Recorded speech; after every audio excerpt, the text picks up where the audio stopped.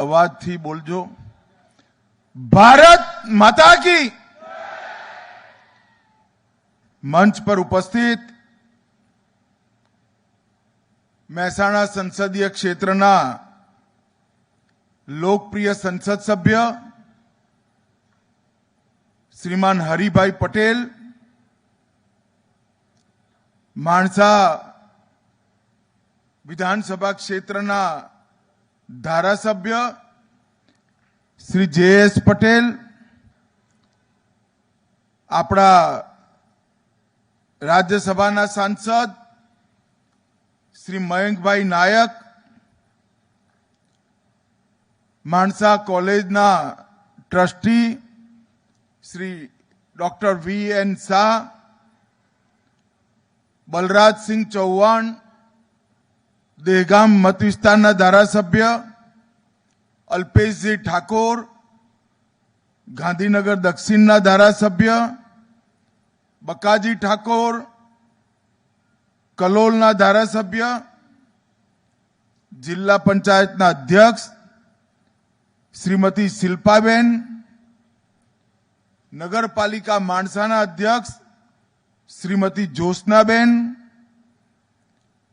મારા મિત્ર અને ભૂતપૂર્વ ધારાસભ્ય શ્રી અમિતભાઈ ચૌધરી, શ્રીમતી પ્રિયંકાબેન, અધ્યક્ષ તાલુકા પંચાયત, ભારતીય જનતા પાર્ટી ગાંધીનગર જિલ્લાના અધ્યક્ષ શ્રી અનિલ પટેલ, કલેક્ટર ગાંધીનગર શ્રીમાન મેહુલભાઈ, અને આજે આ કાર્યક્રમમાં ઉપસ્થિત સૌ માણસાના નગરજનોને રામ રામ નમસ્કાર. મિત્રો, આજ મારા માટે પણ ખૂબ મહત્વનો અને એક પ્રકારથી યાદગાર દિવસ છે. જે ગામની અંદર હું જન્મ્યો, જે ગામમાં મોટો થયો, એ જ ગામમાં આજે લગભગ બધું ભેગું થઈ 267 કરોડ રૂપિયાના કામોનું આજે લોકાર્પણ અને ખાતમુહૂર્ત થઈ રહ્યું છે. માણસા મત ક્ષેત્ર એક પ્રકારથી ખૂબ મહત્વપૂર્ણ સ્ટ્રેટેજિક લોકેશન પર માણસા આવેલું છે અને એના સંપૂર્ણ વિકાસ માટે જે.એસ. અને હરિભાઈએ ભાષણ કર્યું, કહ્યું બધું અમિતભાઈ એવું નથી ભાઈ. આ બે જણા મારી પાછળ પડે છે ત્યારે કંઈક થતું હોય છે. આ બંને તમારા ચૂંટાયેલા પ્રતિનિધિઓ જે.એસ. પટેલ અને હરિભાઈ, એકેય અઠવાડિયું એવું નથી જતું કે કાગળ આવ્યો ના હોય અથવા ફોન ના આવ્યો હોય, ત્યારે આટલા કામો થાય છે. એક પ્રકારથી હું સહેજ પાછું વારી જોઉં તો માણસાને આસપાસના વિસ્તારોમાં નજીકના 3-4 વર્ષમાં કેટલા કામો થયા. અંબોડ, અમે બધા નાના હતા ત્યારથી પિકનિક કરવા અંબોડ જતા. આપણું તીર્થધામ પણ ત્યાં આગળ 235 કરોડના ખર્ચે બેરેજની કામગીરી ગુજરાત સરકારે ચાલુ કરી. હું અંબોડ ગયો તો માના દર્શન પણ કર્યા, બેરેજનું ખાતમુહૂર્ત પણ કર્યું. માણસાવાળાને એવું થાય કે ભાઈ અંબોડમાં બેરેજ બને, ત્યાં પાણી ભરાય, એનાથી શું ફાયદો થાય? પણ અંબોડમાં બેરેજ બને ને અને પાણી જે જમીનમાં ઉતરે એ આજુબાજુના બધા જ ગામો, અંબોડથી માણસા સુધીના અને માણસાથી ગોજારિયા સુધીના, અંબોડના બેરેજથી દરેક ખેડૂતે બોરમાંથી 2 પાઇપ દર વર્ષે ઓછી કરી નાખવી પડે, એટલા પાણીના તર ઊંચા આવવાના છે. આ ફ્લોરાઇડ વાળું પાણી આપણી ભાવિ પેઢીના હાડકા, શરીર અને મગજની રચનાને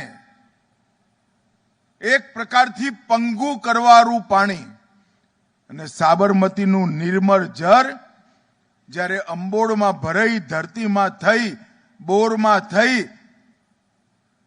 ચકલીથી જ્યારે આપણા નાના બાળક જોડે આવે ને ત્યારે આપણી આવનારી પેઢીના આયુષ્યની અંદર ખૂબ મોટો ફરક પડે ભાઈ. એ જ પ્રમાણે 260 કરોડના ખર્ચે રામપુર માણસા મત વિસ્તારનો છેડો, ત્યાં આગળ બીજો બેરેજ અને પછી આગળ ગાંધીનગરમાં ત્રીજો બેરેજ. તો ગાંધીનગરથી મવડી સુધી આખો સાબરમતીનો પટ 12 મહિના પાણીથી ભરાઈ રહે એવી વ્યવસ્થા આપણે કરી છે. ધરોઈ કમાન્ડ વિસ્તારમાં નર્મદાનું પાણી ગામડાઓ સુધી પહોંચાડવાની વ્યવસ્થા લગભગ 250 કરોડના ખર્ચે માણસામાં નવી સિવિલ હોસ્પિટલ બને. હું 5મા ધોરણમાં આરબીએલડીમાં ભણતો હતો ત્યારથી સામે સિવિલ જોતો હતો. પેટ્રોમેક્સમાં ઓપરેશન થતા એ મેં જોયા છે અને દિવસોના દિવસો સુધી લાઇટ જતી રહે એવી વ્યવસ્થા જોઈ. હું માણસાના નાગરિકોને કહેવા માંગુ છું કે આ 245 કરોડ 250 કરોડના ખર્ચે તમે હોસ્પિટલ બની જવા દો. 11 માળની હોસ્પિટલ છે અને 2030 પછી કોઈ પણ ઓપરેશન કરવા માટે કોઈએ માણસાની બહાર ગાંધીનગર સુધી પણ નહીં જવું. અને એટલું જ નહીં, આ હોસ્પિટલની સાથે માણસા, વિજાપુર અને ગોઝારિયા આ ત્રણેય ક્ષેત્રોના બધા જ પીએચસી, સીએચસી નું જારું આખું ગુંથી આ સમગ્ર પંથકના નાગરિકોની આરોગ્યની સુવિધા થાય. અને સરકારે કંઈ નથી કરવાનું આમાં, પણ મેં સંકલ્પ કર્યો છે કે હું અહીંયા જન્મ્યો, અહીંયા ભણ્યો, અહીંયા મોટો થયો. આ હોસ્પિટલ બન્યા પછી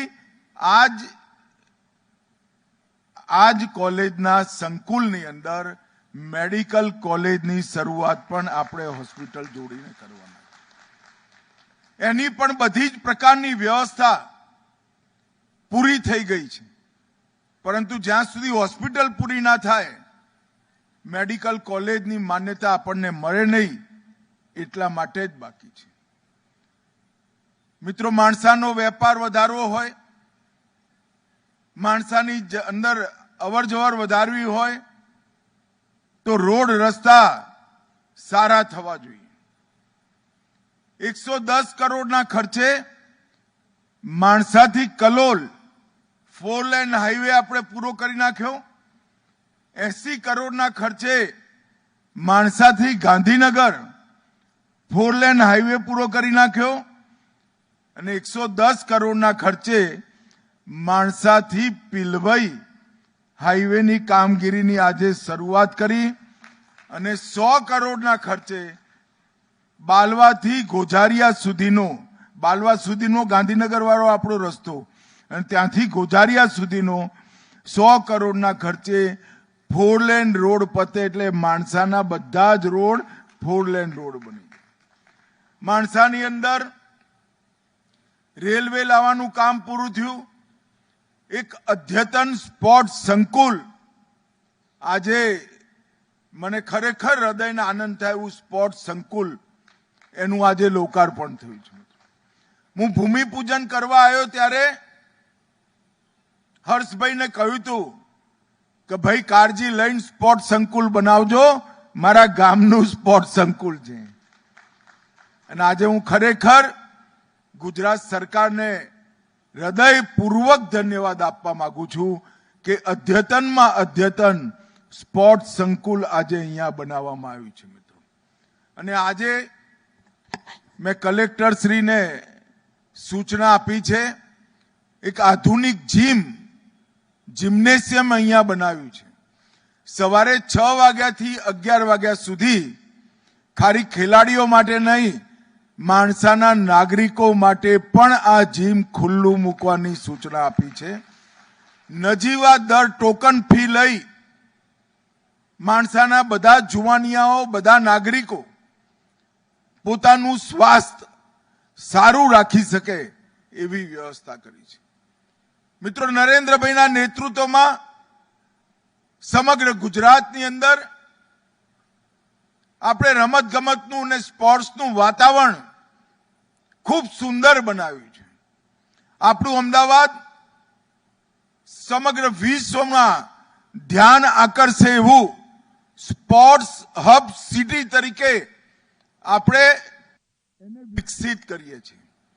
અને 2030માં 117 દેશોના ખેલાડીઓ કોમનવેલ્થ રમવા માટે અમદાવાદમાં આવવાના છે. 2029માં દુનિયાની બધી જ પોલીસ અને ફાયર સર્વિસની ગેમ અમદાવાદમાં થવાની છે. અને આપણે પ્રયાસ કરીએ છીએ કે 2036માં ઓલિમ્પિક પણ અમદાવાદમાં થાય, એના માટે આપણો પૂરો પ્રયાસ. પરંતુ જ્યારે 36માં ઓલિમ્પિક થાય ત્યારે માણસાવાળાએ તો ત્યારે જ તાલી વગાડવાની જ્યારે આ સ્પોર્ટ્સ સંકુલમાં તૈયાર થયેલી દીકરી ઓલિમ્પિકનો મેડલ લઈ આવે, ત્યારે આપણે આનંદ માનવાની વાત છે. ખરેખર ખૂબ સારું ઇન્ફ્રાસ્ટ્રક્ચર થયું છે. મેં દેશ અને દુનિયાના બધા જ ઇન્ફ્રાસ્ટ્રક્ચરના પ્રેઝન્ટેશન લીધા છે ઓલિમ્પિક માટે. કેટલુંક આની અંદર સુધારા વધારા કરવા જેવું છે, પરંતુ સરકારે આટલું કર્યું તો ગામવાળાએ બાકીનું કરવું પડે.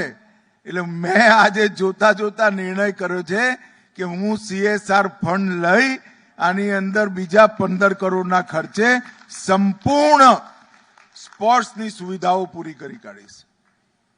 હવે જિલ્લા વહીવટી તંત્ર અને ચૂંટાયેલા ધારાસભ્ય, સંસદ સભ્યશ્રીઓની ફરજ છે કે આજુબાજુની બધી નિશાળો, બધી કોલેજો, એના ખેલાડીઓ આ વ્યવસ્થાનો ઉપયોગ કરે, પોતાનું શરીર, મન અને આત્મવિશ્વાસ મજબૂત કરે અને ખેલની દુનિયામાં પોતાનું નામ ગુજરાત લેવલે, ભારત લેવલે